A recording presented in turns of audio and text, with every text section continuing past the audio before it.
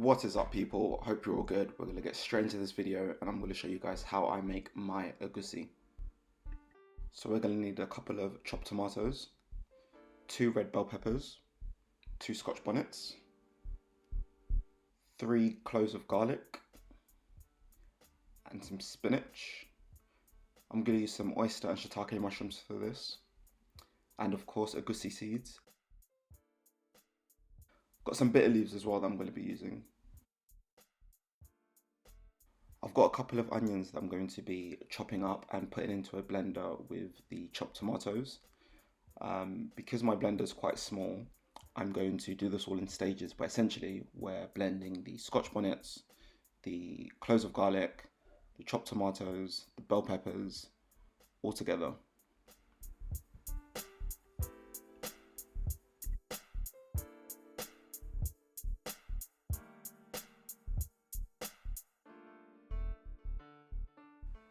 I'm also going to be adding in some all-purpose seasoning into this as well. So after we're done with the tomatoes, we're going to move over to the next step, which is the egusi. I'm only going to add in a little bit of water just to help blend it, but I'm really looking for a thick consistency here.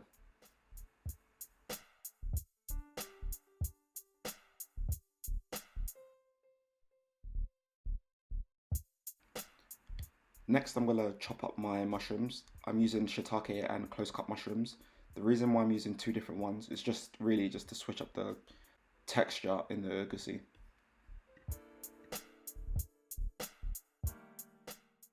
After that's all chopped, I'm going to put some oil in my pan and throw the mushrooms in there. I'm adding in some Celtic salt and some chili pepper powder.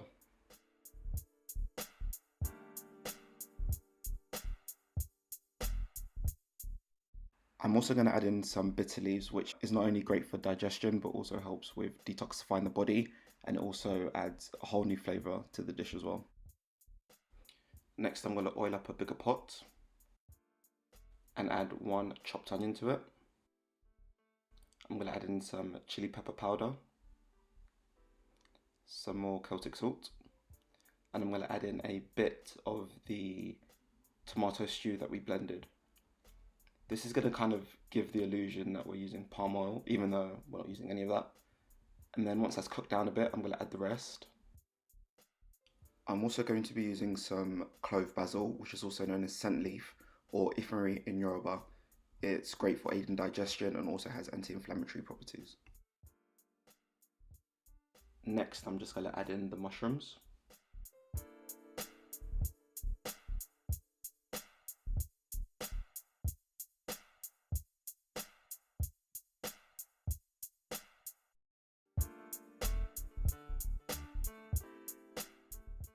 Next up, we're going to add in the egusi paste. The key thing here is to add it into sections, like as you can see here, because that's what's going to really give it the texture that we're looking for.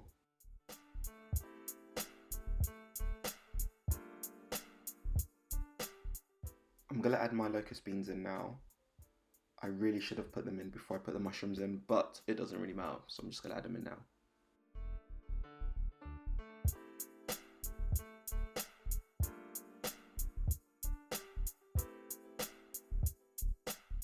From this point forward, I'm just going to drop the heat down to like a 3 or a medium low, and I'm just going to let it simmer.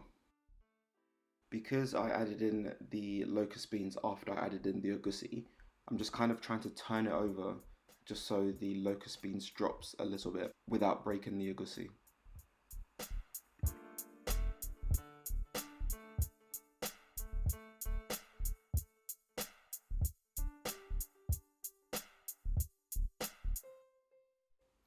And after that's cooked for about 15 to 20 minutes, you can really start to see it take form. Now I'm just going to add in the spinach and kind of mix it in once again without trying to break up the egusi.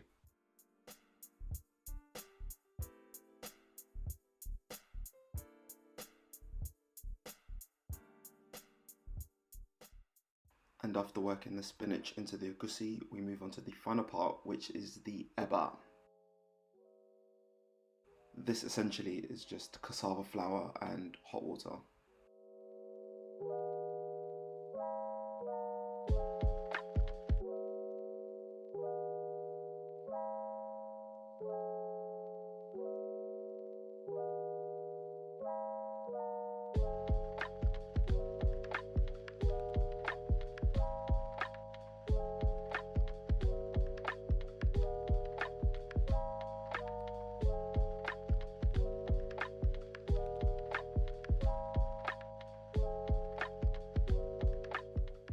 And we are done. Let's plate this up. This looks so good. I can't wait to tuck into it. But yeah, guys, like if you like it, share, subscribe. You know the lingo. I'll see you guys on the next one. But until then, take care.